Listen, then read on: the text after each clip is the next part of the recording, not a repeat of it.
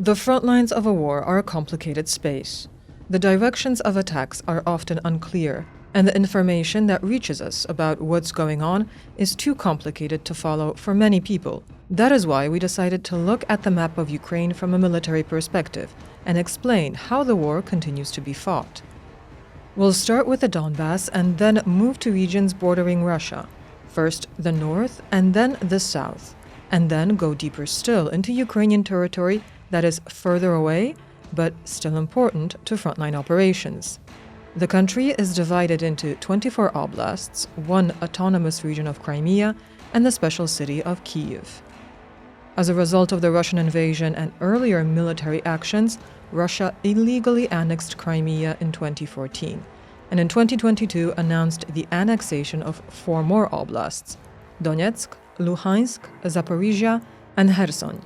Although it does not control them entirely, Russia formally recognizes these territories as its own, which is not accepted either by Ukraine or the international community. In this film, we'll look at the most important regions of the Ukrainian front. We'll explain what the balance of power looks like there and which oblasts hold significance for both armies. The hottest area in the ongoing war is consistently the Donetsk Coal Basin, or Donbass, which on the Ukrainian side includes the Donetsk and Luhansk oblasts. The conflict has been ongoing there since 2014. Russia occupies the regional capitals. The Russians are primarily trying to occupy the entire Donbass first and foremost and are pursuing this come hell or high water. That's literally what we can call the hell of this war. It was precisely in the Donbass that we witnessed most of the largest battles, not only of this war, but of the 21st century. Bakhmut, Avdiivka, Pokrovsk. All these places have a common denominator. Bakhmut miał znaczenie. Bakhmut had significance essentially as the main logistical hub in the northeastern part of the Donbass, or Donetsk Oblast, and that's why battles for Bakhmut were fought. Such nodal significance as a starting point for distribution and later conducting further operations was at one point held by Avdiivka. Pokrovsk was up to a point the main logistical hub of Ukrainian forces west of Donetsk, which has been occupied since 2014. But as the Russians advanced, as the fighting continued, it was outflanked. At the moment, Pokrovsk, with its entire agglomeration, that is, with Myrno-Horad and a dozen or so other settlements there, is in a pocket, is outflanked, and has just lost the operational significance that it had earlier. Something similar is beginning to happen with Konstantinivka, which at one point held the defense together, allowed for the transfer of forces between the southwestern and northeastern parts of Donetsk Oblast. At the same time, reinforcements from Slavyansk and Kramatorsk went through Konstantinivka. Now Konstantinivka is already outflanked, and it's also slowly losing its significance. These cities or towns have their significance up to a certain point, which is why very, very serious battles are fought for them, as long as they are still needed to stabilize the front, to continue defending in other places. But for Ukrainians, they also already have strong symbolic significance. Bakhmut was called a meat grinder. This refers to the number of soldiers killed in the battle for this city. Analyzing Bakhmut gives us a look at how this war actually looks like and how it's carried out still today. To było strasznie modne opowiadanie o mięsnych szturmach. At one point, there was a lot of talk about these so-called meat assaults. It was thought that it was mainly Russians conducting them, because they were constantly attacking. These meat assaults in Bakhmut did happen, especially when they got this cannon fodder released straight from prisons and didn't spare these people. However, currently a dozen or so soldiers participate in such attacks. These are squads, even though at the beginning of the war battalion tactical groups operated, later company tactical groups were the basic tactical units. Today we're going lower and lower from these company groups. We've descended to platoons.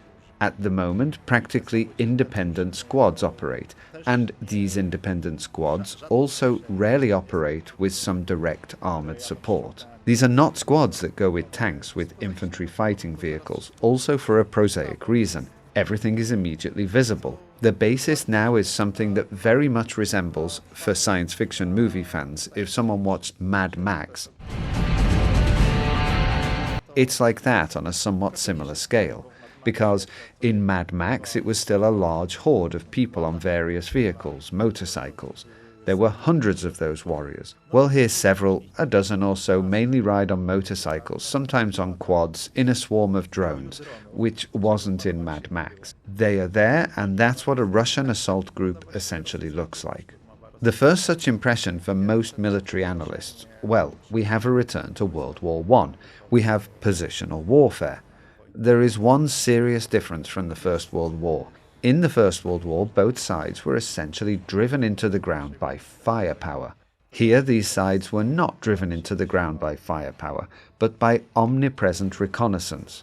Everyone knows everything about each other, and for this reason, the moment larger forces appear somewhere, they are immediately visible, regardless of which side it is, and practically immediately massive attacks are directed at them using nearly everything that both sides have at their disposal.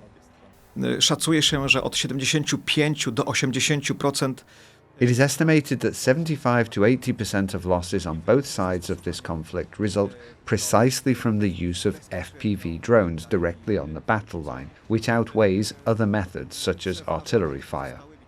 FPV, meaning first-person view, a drone controlled remotely by an operator. The operator sees where it's flying, as shown in this image, and can select a target and deliver an effective strike. warto też podkreślić znaczenie. It's also worth emphasizing the importance of electronic means of warfare. It's estimated that over 70% of all drone attacks are neutralized using electronic warfare means, which force both sides, Russian and Ukrainian, to develop these types of control systems to counter these electronic warfare means. On the Ukrainian side, as I mentioned, it's artificial intelligence. That means cutting off the electronic connection between the operator and the drone and allowing the system installed in the drone during the last few hundred meters of the drone's flight, by means of artificial intelligence, to independently identify and strike the object that was selected for attack. On the other hand, regarding Russian technology, there's a fiber optic cable that allows the operator not to use radio electronic signals, but which is physically connected through this kind of fiber optic cable that is thinner than fishing line. This communication has its limitations because a cable of this kind is unwound from a spool suspended under the drone, which can measure from actually 20 to 25 to a maximum of 30 kilometers. It's estimated that per 1 kilometer of the front, from several dozen to several hundred such drones are used by a military subunit. Consequently, the mass nature of these devices makes them so effective. Here, we should also remember the modern equipment that was transferred to the armed forces of Ukraine, among them the famous Leopard tanks.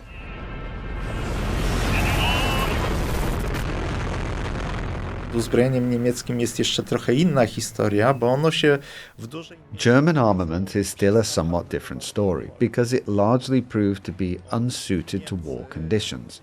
Germany at the beginning of the 21st century, or at the end of the 20th, began designing armament that was heavily sophisticated, super modern, advanced in terms of the electronic solutions used. However, they were not adapted to a full-scale war. Germany designed armament for the needs of stabilization operations, and such was also the durability of this armament. And this doesn't only apply to Leopard 2A6s, those newest Leopards, but for example, there are the famous Panzerhaubitze 2000s. Ukrainians unfortunately didn't follow the regulations, because they need an artillery howitzer for war, which has to fire sometimes for several hours a day, and not one that can cool off after a few minutes or after a few shots a day. And so what if the norm already indicates a barrel replacement? Bordering Donbass is the Kharkiv Oblast with Ukraine's second most populous city, Kharkiv. Charków jest nadal głównym... Kharkiv is still the main logistical hub for many in the deep rear of the front. However, when it comes to the front, the deep rear is essentially all of Ukraine. But in the immediate rear of the front, it's the largest logistical hub for part of those forces that fight precisely in Kharkiv Oblast, for those that fight in the north of Donetsk Oblast, or even at this moment, essentially for those who until recently fought near Pokrovsk. Roads and railway lines from Kharkiv to Slovyansk or Kramatorsk are the simplest and best routes. It's easier to transfer troops and supplies from Kharkiv than from the Poltava or Dnipropetrovsk oblasts. Kharkiv Oblast and Sumy Oblast similarly could be among the first to be annexed if the Russians got the idea that they'll also annex these oblasts when things start going better for them on the front than at present. From Sumy Oblast and from Kharkiv Oblast, from which the Russians withdrew almost entirely in 2022, Ukrainians conducted limited operations such as shelling, logically justified for military reasons. They shelled various types of military installations on the territory of the Russian Federation, and this caused the Russians to first re-enter Kharkiv Oblast to the border regions north of Kharkiv. However, the fact that the Russians re-entered Sumy Oblast is clearly a consequence of the Ukrainians entering Kursk Oblast in August 2024. Let's recall that in 2024, Ukrainians began an operation in Kursk Oblast. Ukrainian forces attacked Russian territory and captured a few cities. Operacja wojsk ukraińskich w obwodzie kurskim. The operation of the Ukrainian armed forces in Kursk Oblast is one of their most spectacular actions. In many ways it was unprecedented, if only for the fact that it was the only military attack on Russian territory after World War II. The operation proved to be a huge success in the initial period. Ukrainian troops penetrated deep into the territory of the Russian Federation for several dozen kilometers. Over 1,000 kilometers squared of Russian Federation territory was captured, including the important settlement of Sudzha. It's important because of the pipeline that runs precisely through this area. The Kursk operation was planned in secret. Ukrainians used the element of surprise effectively. Both Russians and Western partners were surprised by the scale of Ukrainian operations. Operacja kurska trwała kilka miesięcy. Ona pomogła przede wszystkim zbudować. The Kursk operation lasted several months. It primarily helped build a buffer area protecting, for example, the city of Sumy from direct artillery or drone fire from Russian forces, creating a protective zone against a potential Russian offensive. This was, incidentally, the reason that was repeatedly emphasized by President Zelensky when he explained after the fact, after the withdrawal of Ukrainian troops from this oblast, that this was actually the reason for starting this operation, to stop the Russian army preparing for a counter-offensive in the Sumy direction, precisely toward the city of Sumy. And this Kursk operation was intended to counter these intentions of the Russian army. It's also worth emphasizing that the collapse of this Ukrainian offensive in the Kursk direction was largely caused by the use of drones on the battlefield. Chernihiv Oblast also borders Russia, and despite being bombed, it is not part of the frontline. Przynajmniej obecnie. Moskwa nie deklaruje, że to jest część. At least not currently. Moscow doesn't declare that this is part of the Russian Federation, because everything is fluid and changeable with them. So Chernihiv Oblast has peace in this regard, from the forces at the disposal of both sides, because on the Ukrainian side, it also had a certain element that they tried to stretch the opponent, the Russians, which incidentally didn't work out for them. But they used these actions to try to pull Russian forces further and further from the Donbass. They tried to draw Russian forces away from this main front line and somewhat relieve their soldiers on the front in this combat region. However, they didn't succeed in this. New hotspots appeared, as well as new front sections. Russians periodically transfer diversionary reconnaissance groups to Chernihiv Oblast, and Ukrainians somehow deal with them there, or the Russians simply withdraw themselves. In any case, there has been no justification since 2022, when the Russians withdrew from northern Ukraine, for either side to undertake operations on this border. From northern Ukraine, let's return to the southeast, to the Donetsk Oblast. On its southern edge lies a Ukrainian city that, unlike Kharkiv, did not survive Russian assault. Mariupol fell in the first year of the war after a brutal siege and heroic defense of the Azovstal metallurgical combine. Mariupol po prostu musiał paść, ponieważ Mariupol simply had to fall because Ukrainians were not able at that time to organize a grouping that could deliver a counterstrike and unblock Mariupol. Let's look at the map again, and this time at Zaporizhzhia Oblast. The capital of this region is Zaporizhzhia. The Russians did not manage to occupy either the entire region or its capital. no to zależy jak oceniać tam do granic, to jest kilkadziesiąt kilometrów od frontu. Well, that depends on how you assess it. At the moment, Zaporizhzhia is several dozen kilometers from the front. Zaporizhzhia was sporadically shelled and essentially is within the range of front artillery, meaning the Russian Smerch rocket systems, although it's most often attacked by drones and missiles. Zaporizhzhia is not a logistical hub for Ukrainians, but it plays a very important role, besides Kharkiv and Dnipro. I don't know if not the most important when it comes to the repair and service rear for Ukrainian units. Because of the companies that were in Zaporizhzhia, armament is repaired and serviced there. They are very difficult to destroy because these are extensive plants. You can try to destroy one factory hall after another since, after all, this war has been going on for over 3 years now. But still, these plants were built by the Soviets, and some of their infrastructure is underground, so indeed an extraordinary effort is needed to fully destroy them. At the moment, these are targeted Russian attacks. Russians, obviously after many months of fighting, began to change tactics in using these drones and cruise or ballistic missiles, and if they want to destroy a larger object, they know that much more of this expensive ammunition must be used, still taking into account that Ukrainian air defense operates. But this is still not so easy. You can damage it, you can briefly stop it from operating, and that's precisely why they appear. There's practically no week without 2 or 3 attacks on Zaporizhzhia. Now in our analysis, we move further west to Kherson Oblast. This is Sviatoslav Vakarchuk, leader of the band Okean Elzy, performing one of his most famous songs in liberated Kherson.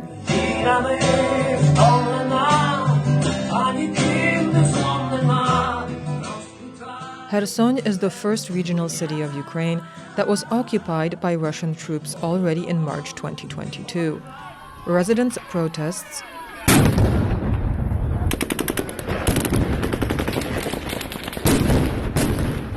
were dispersed by force. Ukrainian troops liberated the city through the 2022 counteroffensive.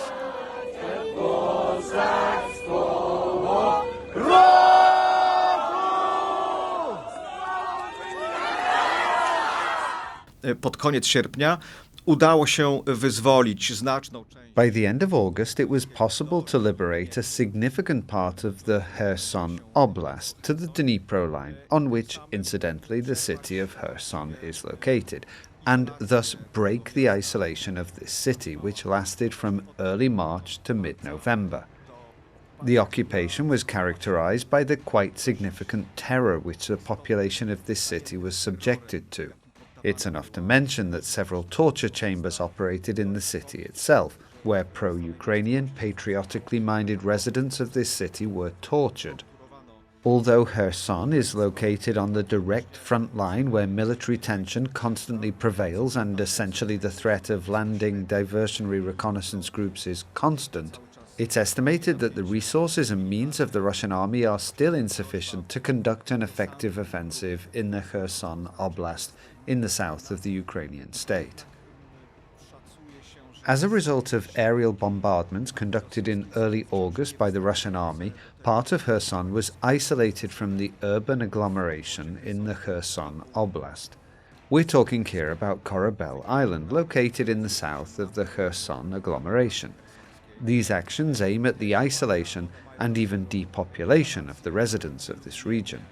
The bridge, which was partially damaged, is currently not suitable for any logistical operations. This put the population living there in a difficult situation, not only in terms of delivering provisions and resources, but precisely in a situation that is to lead to a humanitarian catastrophe. For this reason, the authorities in Kyiv ordered the evacuation of the local population. About 30,000 Russian troops were dislocated behind the Dnipro line on the left bank of this river, and essentially, since then, the front line in this southern part of the Ukrainian state has been relatively stabilized. Although there are exchanges of fire, various types of diversionary reconnaissance group operations from both sides, because, let's recall, in 2023 Ukrainians also tried to counterattack and conduct military operations from the Kherson Oblast side as part of the counter-offensive conducted that year. A town called Krinky, which unfortunately became a negative element of this counter-offensive. The Ukrainians did not manage to capture this bridgehead in Kherson Oblast and continue further operations toward the Crimean Peninsula. This was, incidentally, the plan of the Ukrainian staff to break this direct land corridor connecting the Russian Federation with the Crimean Peninsula and thus prevent further military operations precisely from the direction of the Crimean Peninsula, which serves as the logistical and military rear for the Russian army operations in the south of the Ukrainian state. And here we touch upon another important area for this war, the Crimean Peninsula. This territory has been occupied by Russia since 2014. But what role does it play in this war? Krym zdecydowanie cały czas ma znaczenie dla obu stron i Crimea definitely still has significance for both sides, in both symbolic and military terms. Although Russia doesn't use Crimea as a platform for land strikes anymore, because in recent months they completed and put into use railway lines bypassing the peninsula. They repaired roads, and they do this quite efficiently actually. So Russians don't need either the Crimean Bridge or Crimea to effectively supply troops operating in the Kherson or Zaporizhzhia oblasts at this moment. They do this directly via the land route from Rostov-on-Don. However, Crimea is still very important when it comes to securing Russian interests in the Black Sea Basin situation, and also because of the airfield network, distance from the direct front line for conducting partly air operations, although these air operations are conducted from Kuban and Rostov Oblast, generally from a large part of Russia's border areas. What is also significant for the front are the oblasts that are next to the front line or in the neighborhood of direct military activities, such as Poltava Oblast, which borders the Sumy and Kharkiv oblasts. No jest jedno z głównych swojego czasu lotnisk ukraińskiego lotnictwa wojskowego w Myrhorodzie. One of the main former airfields of Ukrainian military aviation in Myrhorod was repeatedly attacked, very seriously destroyed, and currently, if it's somehow used, then sporadically. The same goes for airfields in Mykolaiv Oblast. The main operational base of Ukrainian aviation is currently western Ukraine. It's Starokostiantynov, and Dubno to be precise. Ukrainians reanimated, with Western help, and adapted airfields that were actually, already from the twilight period of the Soviet Union, treated as reserves. However, at this moment it turned out that based on them it was possible to launch something that is very useful, meaning aircraft. Of course it would be very nice and spectacular to watch. Probably everyone would expect these Ukrainian F-16s or these few Mirages to fly and shoot down Russian aircraft. But, well, this isn't happening. They would fall, shot down by Russian air defense systems earlier most likely, and no one's pushing for this. Neither side is pushing themselves too much to show here that they're entering deep into enemy territory, building air superiority. Nobody is doing this. However, these aircraft that Ukrainians received from the West play a very important role. I would compare it here to the so-called Second Battle of Britain, Second Battle of London, when in 1944 the southern part of Britain, mainly London and the surrounding cities there, began to be attacked mainly by German V-1 missiles and later V-2s. The V-2 missile was practically beyond shooting down range, but the V-1 fighter squadrons, just as they distinguished themselves in the First Battle of Britain in 1940, they later played a very important role precisely in 1944, fighting these mass raids. One could say they are the prototypes of what is currently flying to Ukraine, these cruise missiles. and Ukrainian F-16s currently serve mainly to fight Russian cruise missiles. So all this is absolutely necessary. We haven't discussed one more oblast bordering the front line, Dnipropetrovsk Oblast. To jest kolejne miasto przemysłowe, kolejny hub, jeszcze do tego. This is another industrial city, another hub.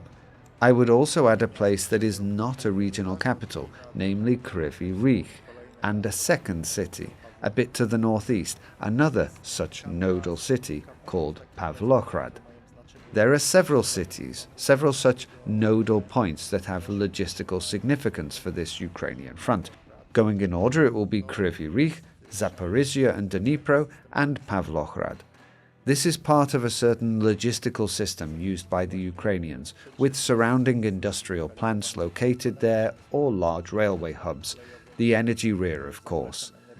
And this is systematically attacked, damaged, or destroyed by the Russians. It's repaired by the Ukrainians, and as long as it functions, there's a chance, the necessary element of maintaining that this rear is able to function to satisfy the needs of the front line. The Odessa, Lviv, and Volyn oblasts, which border Poland, Romania, and Moldova, can also not be deemed safe. Są zakłady remontowe uzbrojenia w Lwowie, lotnicze.